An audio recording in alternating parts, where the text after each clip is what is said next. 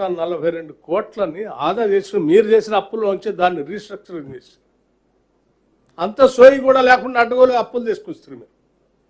ఇవాళ మళ్ళీ challenge road మీద నిలబడి ఛాలెంజ్ చేస్తున్నాం ఏంది?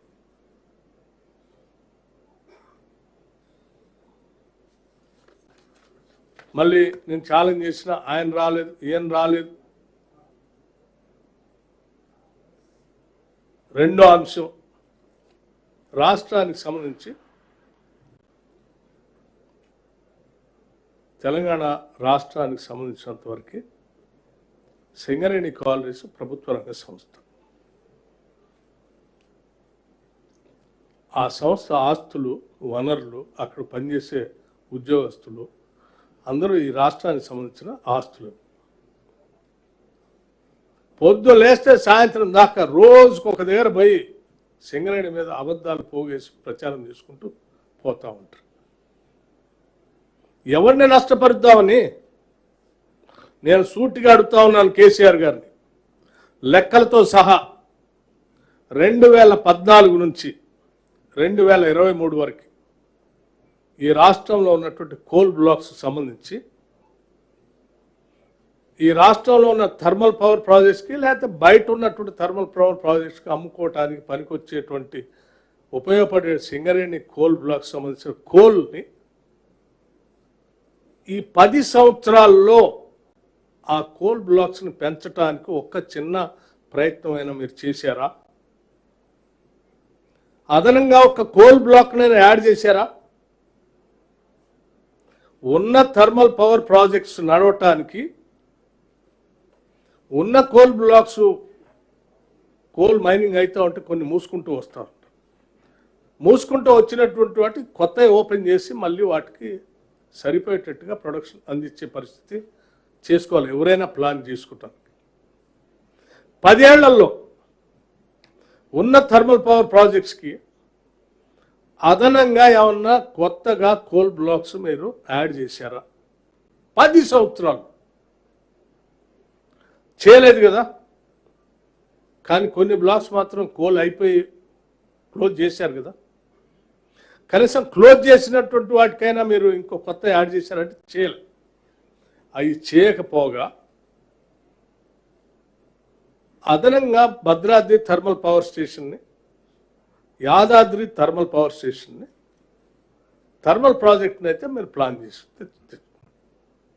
ఉన్న వాటికే మీరు అదనంగా కోల్ బ్లాక్స్ యాడ్ చేయలేదు. 10 ఏళ్లలో కొన్ని మూసేసుకుంటూ వస్తూ ఉంటే మరి కొత్త ప్రాజెక్టులు పెట్టినోడు ఎవడైనా తలకాయ ఉన్నాడు.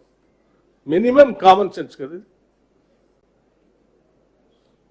ఆడ ఒక 4000 మెగావాట్లు, ఏడొక దాదాపు 5,000 పైన అదనంగా థర్మల్ పవర్ ప్రాజెక్టులు యాడ్ చేసుకుంటారు.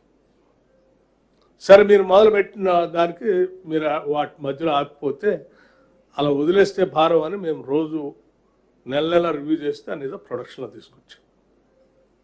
తీసుకొచ్చిన దాన్ని ఏమన్నా కోల్ బ్లాక్ అదనంగా మీరు ఏమన్నా సింగరేణి కాలనీస్ ద్వారా దీనికి అటాచ్ చేశారా, యాడ్ చేశారా అంటే చేయలేదే. నేను అడుగుతా ఉన్నాను సూటిగా హరీష్ రావుని, కేటీఆర్ని, కేసీఆర్ని, మీరు రాష్ట్ర ప్రయోజనాల గురించి మాట్లాడేవాళ్ళు అయితే ఈ థర్మల్ పవర్ ప్రాజెక్ట్స్ కోసం గత కాంగ్రెస్ ప్రభుత్వాలు ఉమ్మడి రాష్ట్రంలో ఏ రకంగా అయితే తెలంగాణలో ఉన్న కోల్ బ్లాక్స్ యాడ్ చేసుకుంటూ వచ్చారో మీరు ఎందుకు చేయలేదు? ఉన్న వాటి కోసం యాడ్ చేయలేదు. పోనీ ఆ భారతీయ జనతా పార్టీ సంబంధించిన కేంద్ర ప్రభుత్వం ఏమన్నా ఆక్షన్ చేస్తా అంటే ఆ ఆక్షన్లోనైనా పార్టిసిపేట్ చేసి తీసుకొచ్చి యాడ్ చేస్తారంటే అవి చేయలేదు. మరి మీరు ఆక్షన్లో పార్టిసిపేట్ చేసి బ్లాక్ని యాడ్ చేయరు, కొత్తవి ఓపెన్ చేయరు. అంటే మీ ఉద్దేశం ఏంటి? ఈ థర్మల్ పవర్ ప్రాజెక్ట్స్కి కోళ్ళు అందుబాటులో రావద్దు, కోల్ షార్టేజ్ రావాలా, క్రైసిస్ రావాలా, ఈ థర్మల్ పవర్ ప్రాజెక్ట్స్కి ఇబ్బంది పడాలి. ఎందుకు పడాలా? జనరల్గా ఇక్కడ ఉన్నటువంటి ఆక్షన్ చేసిన కోల్ బ్లాక్స్ని మీరు పార్టిసిపేట్ చేసుకుంటే సింగరేణికి వచ్చాయి. సింగరేణికి వస్తే సింగరేణి కట్టే రాయల్టీ కూడా రాష్ట్రానికి వచ్చేది, కేంద్రానికి పోయేది కాదు కదా, తెలంగాణ రాష్ట్రానికి వచ్చేది. మరి ఆ రాయల్టీ రానికుండా చేస్తుంది. సింగరేణి కోల్ బ్లాక్ లేకుండా చేస్తే ఎవరికి దక్కేటట్టు చేసినావు? నువ్వు బలవంతంగా సింగరేణిని ఆపి ఇద్దరు ఎవరో ప్రైవేట్ వ్యక్తులకి సత్తుపల్లి 3 కోయగూడెం బ్లాకులు ప్రైవేటు వ్యక్తులకి పోయేటట్టుగా చేస్తావు. ప్రైవేటు వ్యక్తులకు పోయేటట్టు చేయటం వలన ఎవరికి లాభం జరిగింది? ఇది సింగరేణికి జరిగిందా, లేకపోతే థర్మల్ పవర్ ప్రాజెక్ట్స్ జరిగిందా, లేకపోతే మీకు సంబంధించిన తెలిసినటువంటి ప్రైవేట్ వ్యక్తులకు మేలు జరిగిందా? ఎవరికి జరిగింది?